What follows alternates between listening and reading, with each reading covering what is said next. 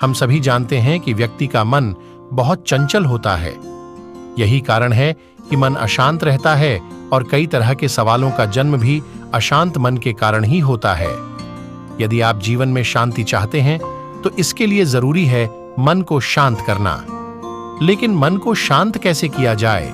गौतम बुद्ध से जुड़ी इस कहानी के माध्यम से आप जान सकते हैं कि मन को शांत करने का क्या तरीका है।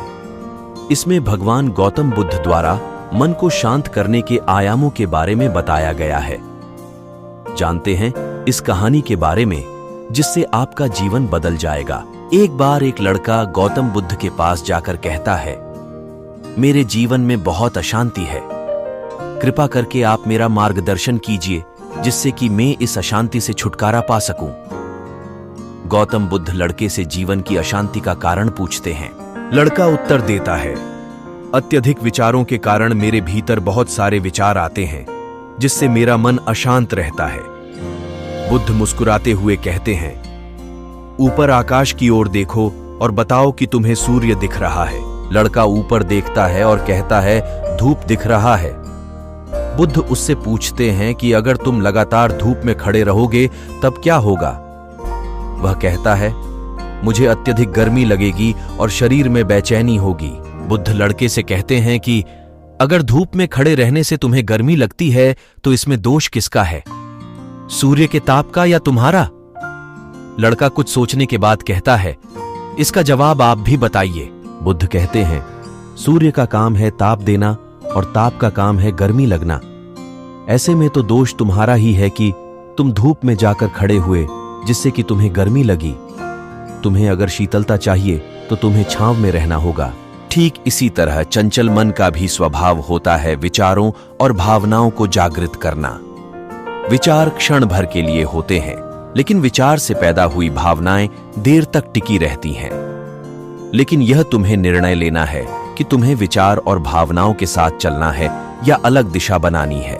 बुद्ध कहते हैं, मन को शांत करने के लिए तन के आयाम पर काम करना सबसे आसान तरीका है। शरीर के स्तर पर हमारी कर्मेंद्रियां और ज्ञानेंद्रियां हैं। कर्मेंद्रियां कर्म और ज्ञानेंद्रियां ज्ञान से जुड़ी होती हैं। इससे हम अपनी संवेदनशीलता को बढ़ा सकते हैं, यानी हम जो भी काम करें उसे आनंद के साथ करें। मन के आयाम से हटकर तन के आयाम पर जाने से ही तुम्हारा चित्त शांत होगा। ऐसा करने से तुम मन के आयाम से हटकर शरीर के आयाम पर आ जाओगे। ठीक उसी तरह जैसे तुम धूप से हटकर छांव में आ सकते थे। मन के आयाम से हटने पर तुम्हारी जागरूकता तन पर आ जाएगी। जब तुम तन के आयाम पर काम करोगे तब तुम्हारा चित्त शांत होगा। इसलिए हर काम को तन के आयाम पर करने से मन स्वतः शांत हो जाता है। अपने मन के विचार और भावना को नहीं बल्कि सुर को सुनो।